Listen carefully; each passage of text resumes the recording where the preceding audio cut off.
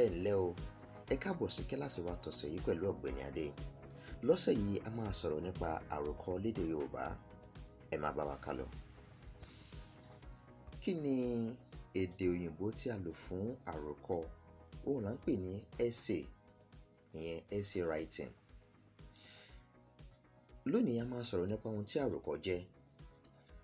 Nígbà tí ẹnìkan bá ronú lórí àkọlé tàbí orí ọ̀rọ̀ kan, tó wá kọ ọ̀rọ̀ tó rò nípa rẹ̀, tó kọ ohun tó rò kalẹ̀, òun yẹn la mọ̀ sí àròkọ. Ìdí ni pé ó ronú nípa àkọlé yẹn orí ọ̀rọ̀ yẹn, ó wá gbé e kalẹ̀ ní kíkọ sílẹ̀, ìyẹn la mọ̀ sí àròkọ. Àmọ́ tí ò bá kọ sílẹ̀ tó wá ń sọ fún ẹlòmíì lọ́rọ̀ ẹnu, ìyẹn là ń pè ní àròsọ. Àmọ́ nínú ẹ̀kọ́ wa tòní, àròkọ òun la máa sọ̀rọ̀ nípa ẹ̀. A ní oríṣiríṣi àròkọ. Àkọ́kọ́ nínú àwọn àròkọ yẹn ni àròkọ alalaye, èyí tí a mọ̀ sí explanatory essay.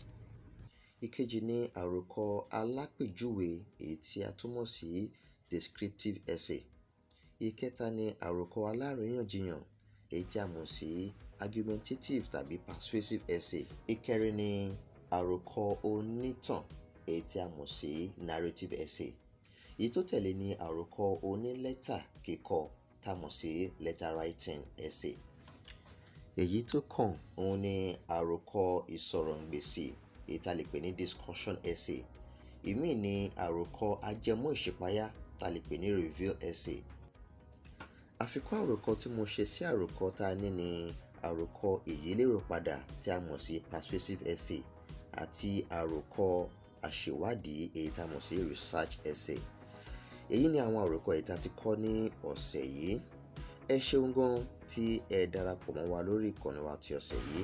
Tẹ́ ẹ bá fẹ́ràn fídíò wa, ẹ jọ̀wọ́ gbìyànjú láti fẹ́ràn tàbí kí ẹ subscribe sórí ìkànnì wa. Ẹ ṣeun gan, ó dàbọ̀.